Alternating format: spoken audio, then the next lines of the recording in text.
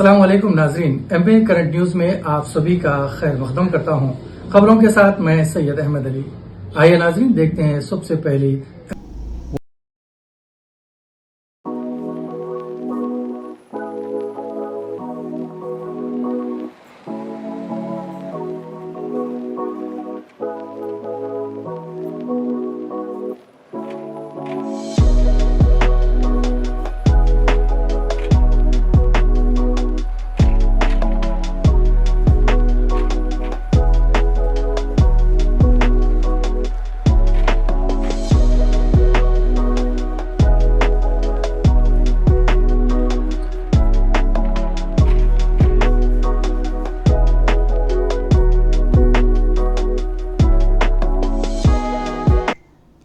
शहर हैदराबाद के मशहूर व मारूफ एमएस मंदी रेस्टोरेंट एंड शोरमा, जो कि पुराने शहर के पुरानी हवेली में काफ़ी मशहूर है।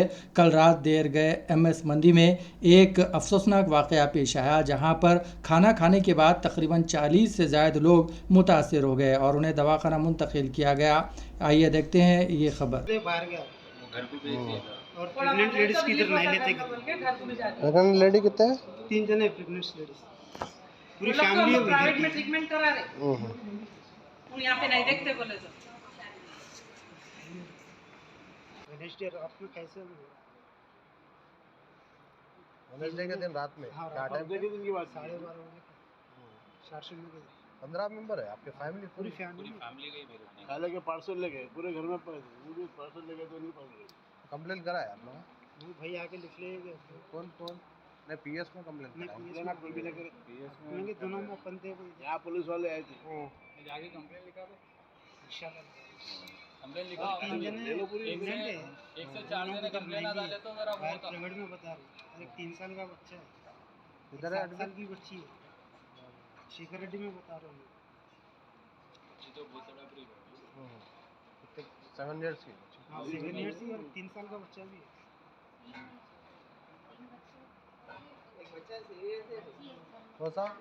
वेंटिलेटर पे शेखर रेड्डी इधर गच्ची बोली मत। अस्सलाम वालेकुम। मैं जो जुमेरात के दिन रात में 11 बजे के टाइम पे ये हमारे दोस्त साहब है एमएस मंदी पे मंदी खाने के वास्ते गया था। लेकिन मंदी खाने के टाइम पे मैं उनको जब भी बोला कि भाई मंदी में आपके मेरे को अलग ही टेस्ट आ रहा, बोलते उन्होंने बोले भाई कुछ भी नहीं है, नॉर्मल है बोल के बोले।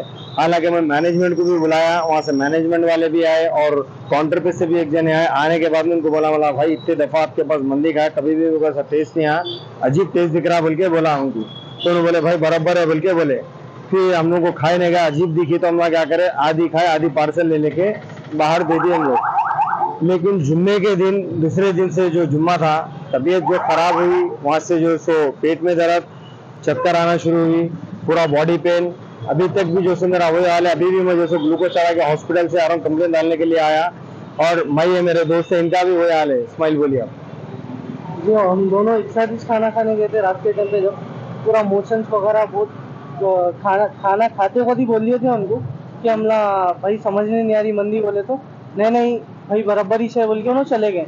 फिर हम फिर हाफ थोड़ा खाने के बाद फिर बचा के चले गए। उसके बाद दूसरे दिन से बहुत ज़्यादा ही तबीयत खराब है अभी तक। आज जो सो तीसरा दिन है, करीबन तीसरे दिन से आज मेरी वही हालत है। अभी तक मैं कुछ भी खाना पानी कुछ भी नहीं खाया। अभी भी मेरी गाड़ी में कोकोनट वाटर है, सिर्फ 3 दिन से वही पी रहा हूँ मैं, कुछ भी नहीं खा सकता। हम दोनों यहाँ पे, हम दोनों तो साथ में, अभी हमारे दूसरे दोस्त जाफर यामी जो सो 5 जने एडमिट है क्वारंटीन में, जो सो 41। ये हमारे दोस्त के भाई है। बेटा है मेरे भी 4 जने हैं भाई, मेरे भी 3 जने जाफरी हॉस्पिटल में। हम कब से तलाश करें, आज सुबह में होटल वाले भी बोल रहे हैं क्या करते कर लो। और जो सो होटल वालों को मैं कॉल करा 5 बजे के टाइम पे कॉल करा, रिक्वेस्ट कर रहे फिर होटल क्या करते कर लो। होटल वालों को मैं कॉल करा। बच्चे 3 बजे बच्चे हमारे 3 बजे रात को खाते। 3 बजे रात तक होटल खुली रहती है। हाँ खुली थी बोल के तो जाके खाए वो लोग। इलेक्शन है ये, वो इलेक्शन है 11 बजे बंद होता बोला, मगर सुबह तक होटल खुली है कानून। अब बच्चे जाके भूख लग रही बोल के हम लोग दावत में चले गए। बच्चे काम से आते। सिचुएशन कैसा है? सिचुएशन बहुत खराब है, खाली पानी पिए ब्रेकफास्ट में। होटल वाले बोले क्या करते क्या है, कुछ भी नहीं था कोई आके बात नहीं करे, कुछ भी बात नहीं आ रहे भी नहीं वो लोग। कोसी होटल है? कोसी होटल एमएस होटल है। बस किधर यहाँ पर है, ये नाले के पास, जबलपुरा के पास। बस नहीं आ रहे वो लोग, आ रहे नहीं। 25 खुली है, 10 बजे तो जब कानून है 11 बजे बंद करने का, मगर होटल तो रात में खुली है। बच्चे हम लोग दावत में गए थे, बच्चे भूख लग रही बोले खाना यहाँ मिलता बोल के गए। डॉक्टर क्या बोले? डॉक्टर बोले बहुत सीरियस कंडीशन है, 4 दिन तक कुछ मत बोलो। हाँ जाफरी हॉस्पिटल में। कंप्लेन किधर कराए? कंप्लेन तो यहाँ मिर्च PS में। 3-4 छोटे भाई आया MS मंडी में, मेरे भी 4 छोटे भाई MS मंडी में मंदी खाने के लिए गए। मेरा एक भाई मेहमान नासिक से आया था, तो उसको खिलाएंगे बोल के 2:30 बजे रात को लेके गए, तो उसको मंदी खिलाए। बोले वो लोग बोले समझ में नहीं आ रहा बोले।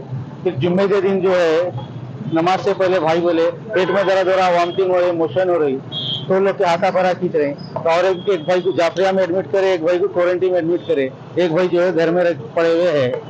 अब क्या करना साहब, ये 3 बजे रात तक, 2:30 बजे रात को खाए वो लोग, मैंने 2:30 बजे रात तक। तो पुलिस वाले 2:30 बजे रात तक क्या कर रहे हैं वो लोग?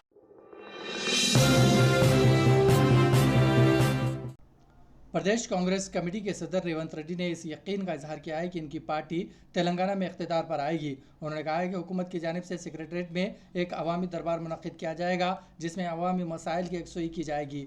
वह आज हैदराबाद में सहाफ़त से मुलाकात प्रोग्राम से मुखातिब थे। रेवंत रेड्डी ने कहा है कि कांग्रेस का मंशूर 4 करोड़ अवाम को आज़ादी और मसावी तरक्की का हक देता है और कैंप ऑफिस प्रगति भवन का नाम तब्दील करते हुए इसे डॉक्टर बाबा साहब अम्बेडकर भवन कर दिया जाएगा। रेवंत रेड्डी ने एक बार फिर कहा है कि BRS रियासत में किसानों को सिर्फ 8 से 10 घंटे बरक़ी फराहम कर रही है। BRS के मुतारुफ करदा धरनी पोर्टल के नतीजे में बड़े पैमाने पर अराजियात पर कब्जा हुआ है। चंद्रशेखर राव खानदान पर धरनी पोर्टल के जरिए 1.5 लाख एकड़ अराजियात को लूटने का इल्ज़ाम है। नामपल्ली बाजार घाट इलाके में आतिशदगी सानहे में जाँ बहक होने वालों की तादाद 10 तक पहुंच गई है। बाजार घाट के रिहायशी अपार्टमेंट में आग लगने के नतीजे में मासूम बच्चों समेत 2 खानदानों के 9 अफराद की झुलस जाने और दम घुटने के नतीजे में मौत हो गई थी, जबकि तलहा नामी 17 साल लड़के का इलाज के दौरान इंतकाल हो गया। इसी दौरान पुलिस ने इस सानहे के जिम्मेदार अपार्टमेंट के मालिक रमेश जसवाल को गिरफ्तार कर लिया, जिसने इमारत में केमिकल के ज़ख़ीरा अंदोज़ी की थी, ये जानते हुए भी कि ये केमिकल इंसानी जानों के लिए ख़तरनाक है। बावजूद इसके इसने भारी मकदार में केमिकल के ज़ख़ीरा अंदोज़ी की थी। शहर हैदराबाद के मदाफ़ात में भारी रकम पकड़ी गई है। मोइनाबाद पुलिस की जानिब से पुलिस एकेडमी के करीब गाड़ियों की तलाशी ली जा रही थी। इस दौरान 6 कारों से तकरीबन 7 करोड़ 40 लाख रुपए बरामद हुए हैं। पुलिस ने यह रकम जब्त कर ली और इन गाड़ियों में सवार 9 अफराद को हिरासत में ले लिया है।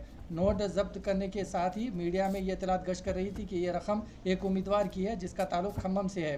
ताहम पुलिस अहदेदारों ने फौरी तौर पर इस बात की तस्दीक नहीं की और कहा कि इस मामले की तहकीकात की जा रही है। यहाँ तस्करा बेजाना होगा कि न सिर्फ हैदराबाद बल्कि तेलंगाना भर में पुलिस की जानिब से बड़े पैमाने पर गाड़ियों की तलाशी मुहिम अंजाम देते हुए करोड़ों रुपये नकद रकम, सोने के जेवरात और तोहफे तोहफ़ जब्त करने का सिलसिला अभी भी जारी है।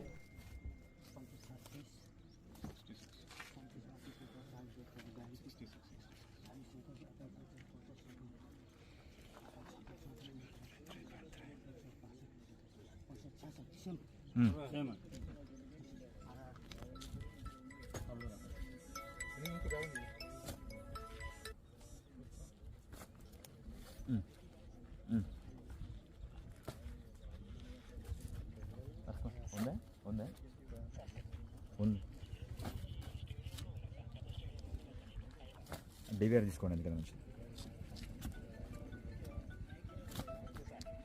ఓకే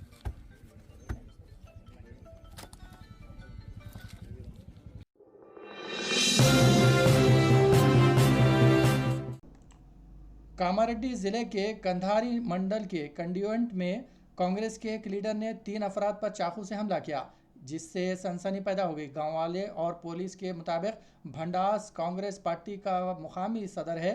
सोशल मीडिया पर BRS की तायद में एक पोस्ट करने पर हफ्ते की रात भंडास के जावेद अहमद और रज़ाक के साथ बहस हुई। मुश्तइल होकर भंडास ने इन तीनों पर चाकू से वार कर दिया। गाँव वालों ने जख्मियों को बांसवाड़ा एरिया अस्पताल मुंतकिल किया। इल्लारेड्डी के MLA श्रीधर ने इनकी इयादत की। बाद उन्हें बेहतर इलाज के लिए निज़ामाबाद अस्पताल मुंतकिल किया गया। डॉक्टरों ने कहा कि अहमद की हालत तशवीशनाक बताई जाती है।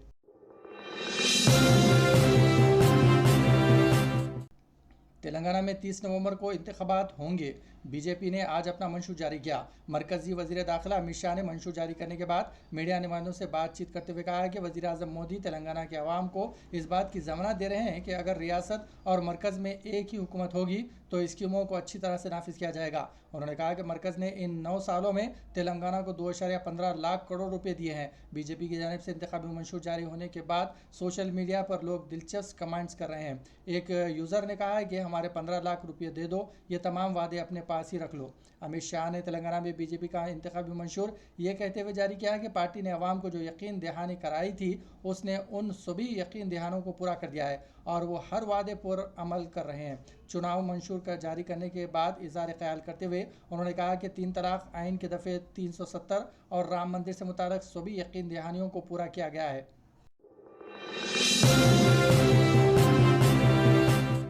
उधर अमरीकी अखबार ने दावा किया है कि इसराइल और हमास गाज़ा में 5 रोज़ के लिए जंगबंदी पर रजामंद हो गए हैं। अमरीकी अखबार वाशिंगटन पोस्ट की रिपोर्ट में दावा किया गया है कि इसराइल और हमास अमरीकी हिमायत याफ्ता जंगबंदी के डील पर रजामंद हो गए हैं। इसराइल और हमास अमरीकी हिमायत याफ्ता डील पर रजामंद हो गए हैं, जिसके नतीजे में गाज़ा में 5 दिन के लिए जंगबंदी पर इत्तेफाक किया गया है। अमरीकी अखबार वाशिंगटन पोस्ट के मुताबिक फ़रीक़ीन जंग में वक्फे और यरगमालियों की रिहाई पर रजामंद हो गए हैं। इस हवाले से अमरीकी अखबार ने बताया है कि 24 घंटों में 50 के करीब यरगमालियों की रिहाई का इम्कान है। अमरीकी अखबार के मुताबिक गाज़ा में जंग में वक्फे से मुताल्लिक़ मुआहदात 6 सफ़ात पर मुश्तमिल है। वाशिंगटन पोस्ट की रिपोर्ट में कहा गया है कि फ़रीक़ीन के यरगमालियों की रिहाई के बदले गाज़ा में लड़ाई में 5 दिन के वक्फे पर इत्तेफाक किया गया है।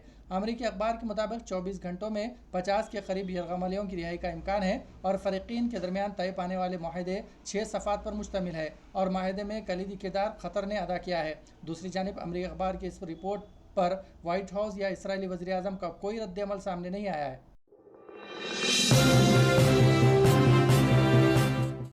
बीजेपी के अमित शाह से कह रहा हूं, मोदी से कह रहा हूं, अगर आप तेलंगाना में यूनिफॉर्म सिविल कोड की बात कर रहे हैं तो मैं आदिलाबाद के उन तमाम गोंड आदिवासियों को कह रहा हूं, बीजेपी को लात मार के निकाल दो तेलंगाना से।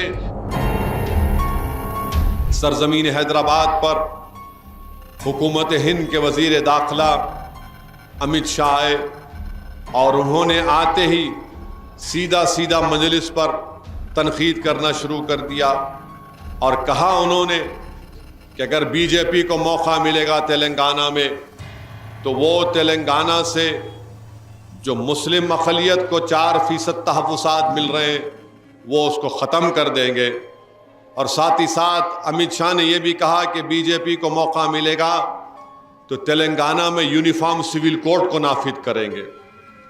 ये 4% तहफ़्फ़ुज़ात जो मिले हैं इसमें मजलिस इत्तेहादुल मुस्लिमीन की बड़ी कोशिशें रहीं, बड़ी कुर्बानियाँ रहीं और मुझे याद आता है कि उस वक्त मौलाना अब्दुल रहीम कुरैशी साहब की क़ियादत में हमने 4% तहफ़्फ़ुज़ात की जिद्दोजहद को लेकर पूरे उस वक्त के आंध्र प्रदेश में हमने एक मुहिम चलाई थी।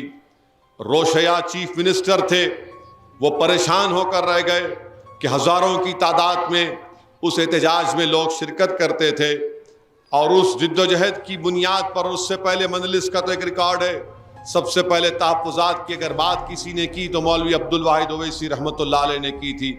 जब 1970 में पहला बीसी कमीशन बना था तो उसके पास जाकर अब्दुल वाहिद ओवैसी ने यह कहा था कि उन मुसलमानों को रिजर्वेशन मिलना चाहिए जो इनकम टैक्स अदा नहीं करते।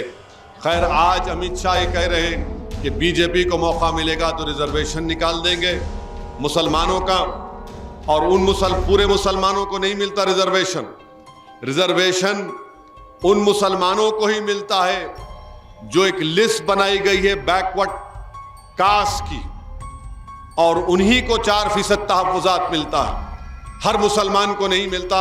ये अमित शाह लोग हमारे हिंदू भाइयों में दीगर अपनाए वतन में नफरत पैदा करने के लिए कह रहे हैं कि हर मुसलमान को मिलता, नंबर 1। दूसरा, हमारी बैकवर्डनेस का जो बैकवर्ड मुसलमानों के बैकवर्ड क्लास हैं, कास्ट है, उनकी पसमानदगी की बुनियाद पर मिलता है, मजहब की बुनियाद पर नहीं मिलता।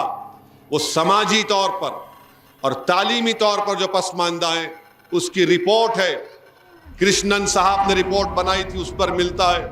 तो रिजर्वेशन को निकालने का मतलब यह है कि जो गरीब और पसमानदा और तालीमी तौर पर वो मुसलमान जो इस बैकवर्ड क्लास में आते हैं, उनको रोजगार से महरूम कर देना, उनको तालीमी मौके उनके हमेशा के लिए खत्म कर देना, ये बीजेपी की नफरत की सियासत है।